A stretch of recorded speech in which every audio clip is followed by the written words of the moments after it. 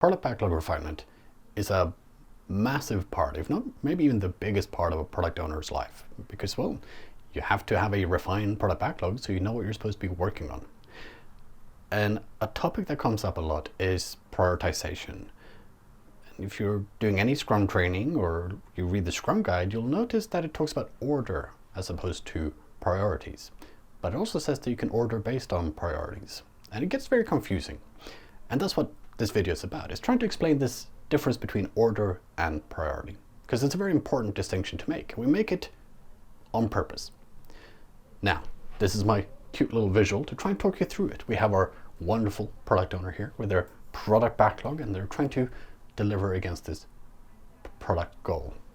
And they've got their stakeholders, 6 different stakeholders in this instance, simply because, well, that's how much different colored sticky notes I had. And each of them have their own number one priority. For this stakeholder, this thing is going to make their life that much better. They're going to get that promotion they were looking for. And is really going to make a big difference to them. It's their number one priority in work and in life right now. Same thing for this stakeholder, and this stakeholder, and this stakeholder. Each of their own items is their number one priority. Now, the product owner has that difficult job of taking all those number one priorities and putting them into a product backlog and ordering them. Now, if we just take them and we put the product backlog in terms of priority, well, we have a number one priority and we put it on the product backlog. Well, that is a number one priority. Now we have another item from another stakeholder. We put that on the product backlog. Now we have 2 number one priorities on the product backlog. So if we're asking now, okay, well, which of these are number one in terms of priority? Well, they're both number one because they're both a number one priority, right? And as we keep adding to this, each additional number one priority from the different stakeholders is a number one priority on the product backlog. And that's where things can get tricky, right? And as we go through this, you'll notice already, I've done us the favor of figuring out what is the order of these items. Because if we order any list, we have to put them 1 through X, X being, of course, the last item on the list.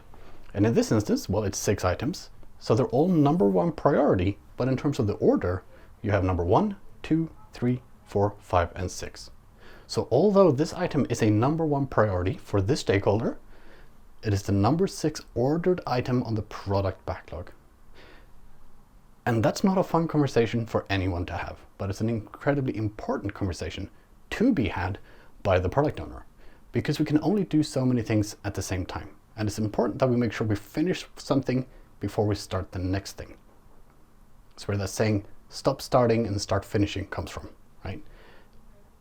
And that's what makes the product owner accountability so tricky, because they have to have these conversations and they have to figure out on all these different number 1, 2, 3 priorities, putting them in an ordered list of 1 through X, and then making value-based decisions on which ones of these are going to get them closer to the product goal sooner rather than later.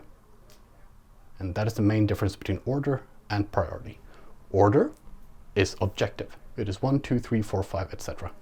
Priority is subjective. It's different for each individual person. They can all have their own number 1, 2, 3 priorities that conflict with each other. And the product owner has to translate those priorities, those subjective priorities, into an objective order on the product backlog. And that's it. Order versus priority.